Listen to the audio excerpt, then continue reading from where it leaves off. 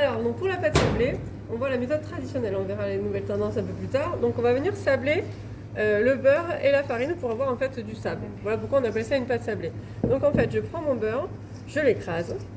On l'écrase grossièrement au départ pour qu'il s'imprègne bien de la farine. Donc, il faut y aller grossièrement. Et après, je vais vous montrer le geste final. Si j'avais voulu donner un goût spécifique à ma pâte sucrée sablée, j'aurais pu mettre un peu de poudre de cacao pour avoir une pâte au chocolat. Qu'est-ce qu'on aurait pu mettre aussi? De la cannelle. La cannelle, très bien. Qu'est-ce que j'aurais pu remplacer une petite partie de la farine par une autre farine qui a du goût? Une farine de châtaigne, de Une noisette. farine de châtaigne. Alors la poudre de noisette pour le coup, mais oui, farine de châtaigne, très bien. Où est-ce qu'on utilise beaucoup la farine de châtaigne? Vous savez dans quelle région? En Corse. Voilà, Très bien. je sais pas. Parfait.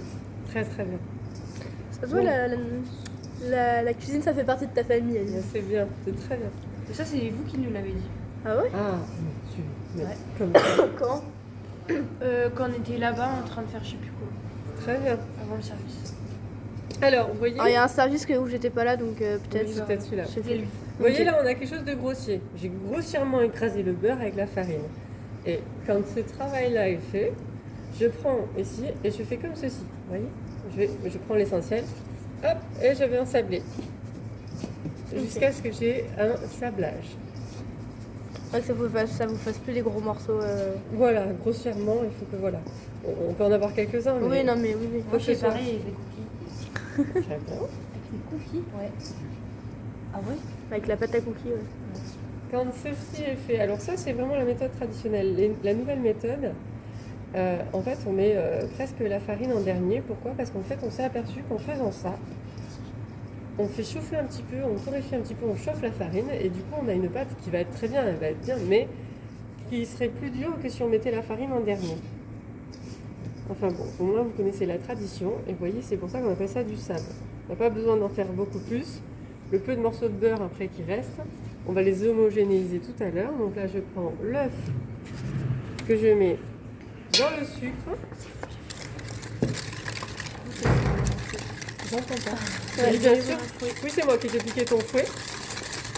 Parfait, Marie Tégu, peux-tu me donner une narine s'il te plaît? Et donc on fait un puits ou une fontaine, comme vous souhaitez, c'est-à-dire un petit trou au milieu. Mhm. Je rajoute l'œuf et le sucre. Merci. Je peux voir la folie vidéo parce que faut Non, que c'est j'en pas une fasse marée, ça. ça. C'est pas une Quoi? marée. C'est pas une marée. Mais oui, mais il reste que ça. Il n'y a plus de marée dans les autres utilisés? C'est pas grave, ça ira. C'est bon, c'est bon. C'est pas grave. Non, c'est pas grave, Alice. Aline, c'est bon.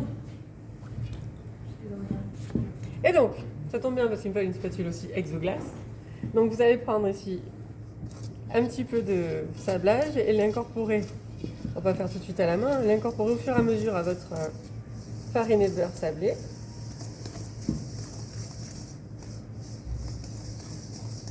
Ça ne fait pas une pâte tout de suite, on est d'accord?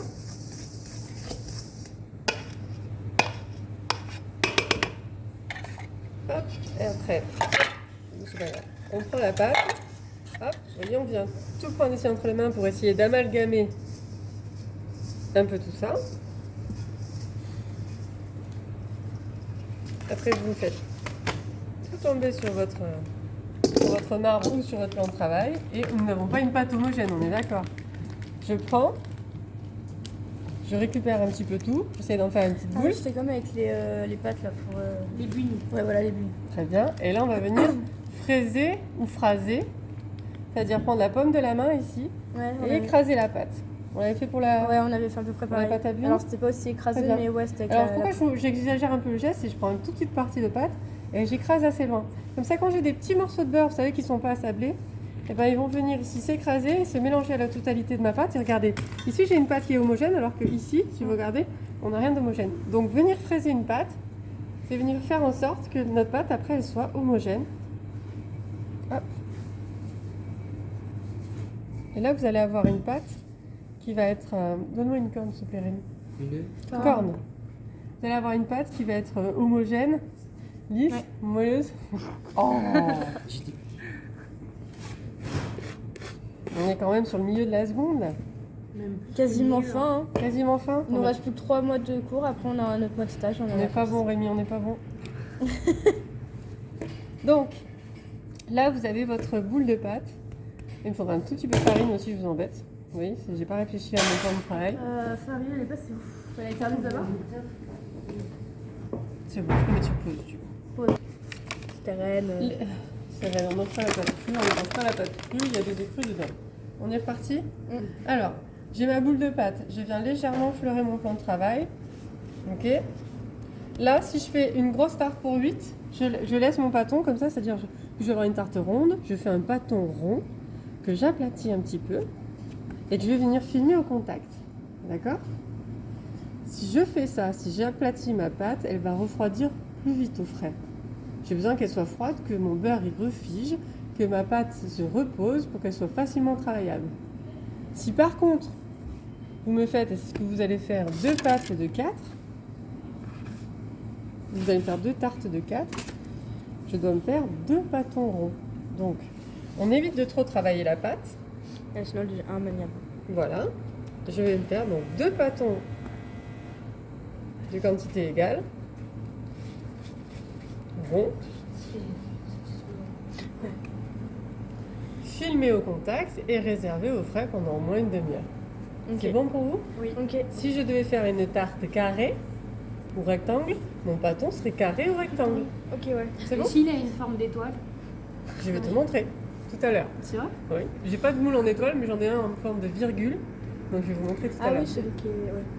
En fait, c'est pour ça que je voulais vous montrer.